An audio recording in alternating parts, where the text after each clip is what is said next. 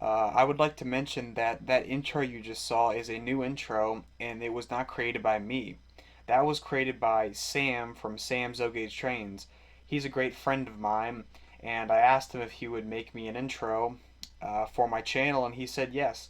He's very good at editing videos and clips and things together to make some very nice content, and I love the new intro, and I just wanted to give him a shout out. Thank you, Sam, and definitely go check out his channel.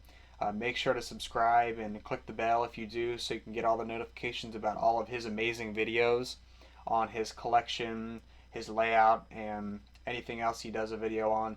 I see he's at 353 subscribers. Let's get him to 400, guys. Go subscribe to Sam's O-Gauge Trains. I got a link in the description, and I have a card at the top right corner. So go subscribe to him and watch some of his content. And always click that thumbs up button to get videos up in the recommended section of YouTube.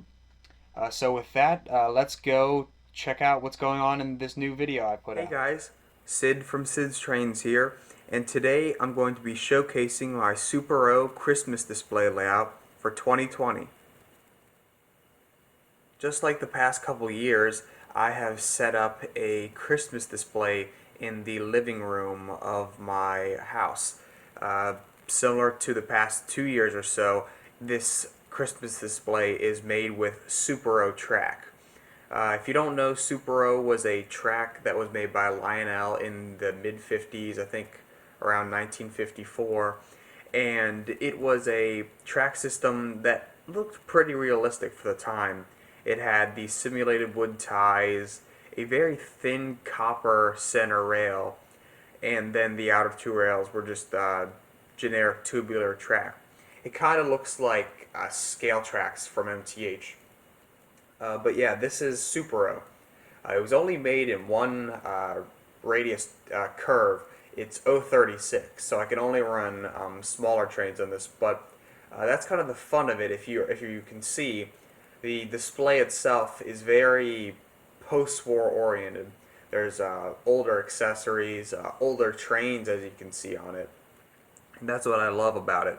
It allows me to get my post-war and just older items out so I can run them and enjoy them. Because I usually don't have them out because my layout downstairs, I'm usually running my big scale steam engines and diesels, and I just don't pull them off the shelves very often. But this allows me to do that. And let's go take a closer look at the Super O track. So here's a good shot that showcases both the switches and the pieces of track. To start out, here's one of the switches that I'm using. On this display, I'm using all manual switches because it just simplifies things, reduces the amount of wiring I have to do for the switches. And these manual Super O switches have a very cool feature. Whatever direction they're thrown in, that's where the power goes. So if I were to flip this and have the train go straight, power is going to here but not to here, and vice versa. If I throw it this way, power only goes here, and there goes one of my operating accessories. I'll show that off in a second. Yeah, so that's a really cool feature. It allows me to keep items on these sidings without those items shooting off or having their lights on, which draws power. And that's just a really handy feature. And something else to showcase is the center rail here. You can tell it's very thin, and each section has these little metal clips that go over the copper rail. They conduct the electricity between the pieces of track on the center rail, and most of the pieces on this layout have original Super O clips, though I think a couple of them are reproductions. And the only issue with the reproductions is that they are kind of loose, so you have to take a pair of pliers and crimp them a little so they fit more snug on the rail. But other than that, I love this track system. It looks very cool. If this track was still made by Lionel in wider turns and they had more variety of switches, I would hands down buy this and use this on my full-scale layout downstairs. But sadly they don't, so you just enjoy it for the holidays when I set up this layout.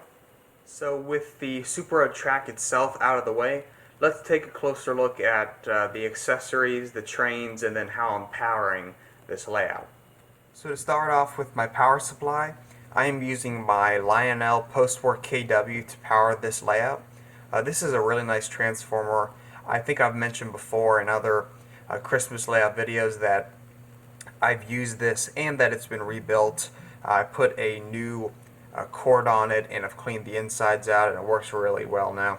And I also got the new caps for the knobs, which makes it look more complete. And then underneath this bench here, I am using the Power Master, and then to run the Power Master, I'm using the Cab 1 remote. The other power supply that I'm using is this Lionel CW80. It's just about the only CW80 that I have that still actually works without the fan being all loud. And I'm using that to power some of the accessories on the layout. So starting out at the front of the layout here, we have some small signs. This one says Junction, and this one is an old metal one from, I believe, a Marx train set, and it says Uncouple here. On this siding here, we have the Lionel Century Club GG1. Moving over, we have a K-line reproduction of the Marx diesel fueling station, and I put an LED bulb in the shack so that it's illuminated, and that replaced the old incandescent bulb that would get very hot and could melt the shack. On the other side, we have a Lionel illuminated flagpole with the American flag and the Boy Scouts of America flag. And then right here we have a Marx floodlight tower. It's really bright. It's my camera's picking it up, and yeah, I bought these from my local train store, and I fixed them up, cleaned them, and put them on the display layout. There's another one actually in the back of the layout over there, but that one currently isn't hooked up. But yeah, it looks really nice, and I have them angled so they light up this area, which looks very nice.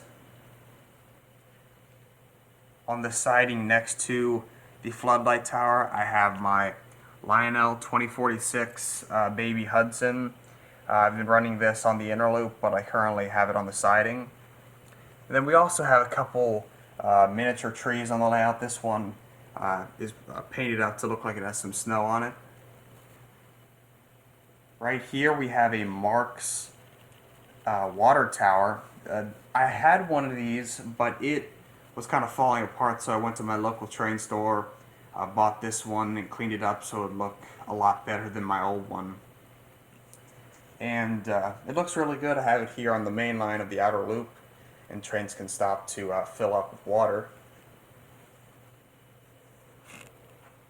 Stopping right here, you can see there's an IR sensor, and as you saw before, that IR sensor activates this Lionel number 45 gateman, and then on the other side of the gateman is a Marx crossing signal, which I also have hooked up to that sensor. Right here we have a Lionel banjo signal, and I have that hooked up to a insulated rail that I have right here. And also connected to that insulated rail is the Lionel yard tower. And when the trains go by, the banjo signal activates and the man slides down the staircase, and then another man comes out of the door. Next to all of that, I have my Marx Gerald Station, and unlike a stock Menards Gerald Station, I have installed LED lighting on the platforms, and I have a small smoke unit up in the chimney. So when it's sitting there, it looks like some smoke is coming out, like they're having a fire on the inside, which is really cool. Because usually older stations had a little furnace on the inside to keep things warm. Right here we have another switch, and that goes off to a yard that I'll talk about in a second. And then here is a Marx tin tunnel that kind of just gives the illusion of a train going onto this track. and disappearing into the distance.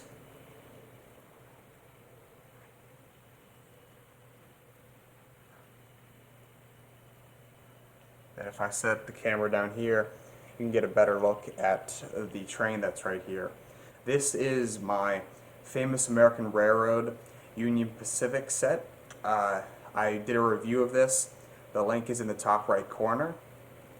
And this engine has the mighty sound of steam, and I just love this set. It fits perfectly with all the post-war trains, as it is basically a remake of a post-war 736 Berkshire, but with the addition of the smoke deflectors.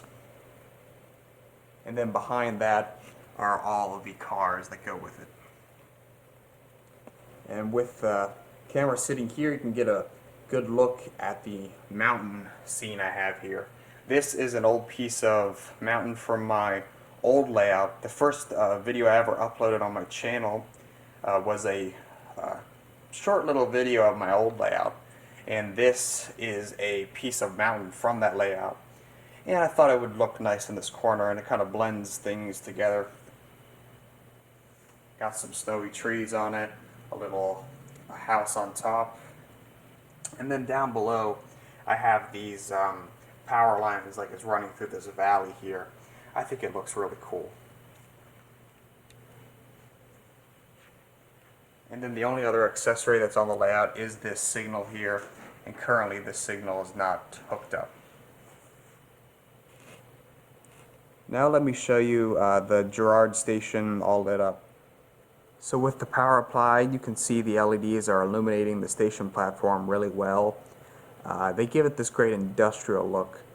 Real station platforms have bright lights, and this portrays that really well, and I'm happy with how this has come out. Here's a shot of the yard tower illuminated. It has a couple bulbs on the inside, and I have it hooked up to the same circuit as the Gerald Station. On the inner loop, I have these two Lionel Lehigh Valley 627 44-ton switchers. I have them lashed up together, and I've been running them instead of the 2046. They're really nice engines. They are lower end post-war models, but they're still great pullers, and they're really quiet, surprisingly. These old Pullman motors are just luckily quiet.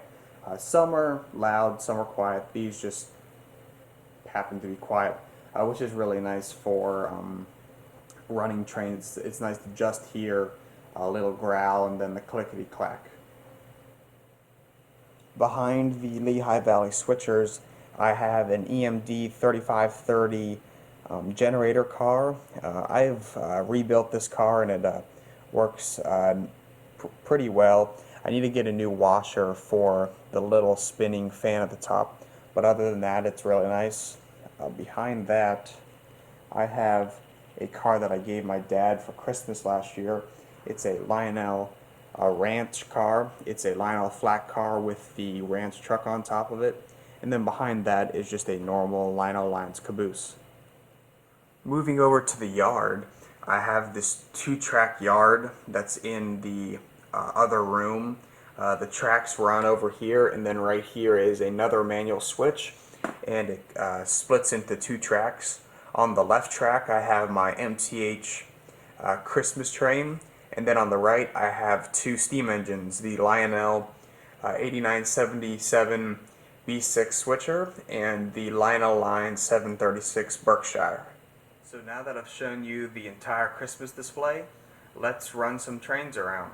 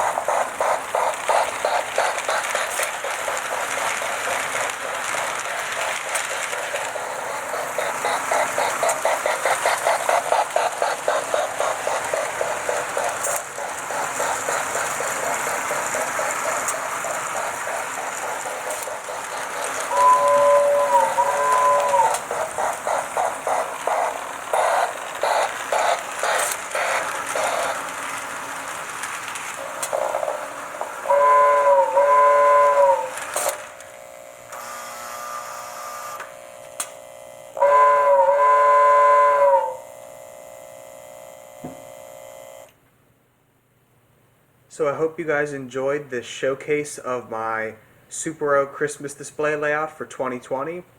Uh, I really enjoyed making this video as I love running my older models such as the MPC Famous American Railroad set and the post-war diesels.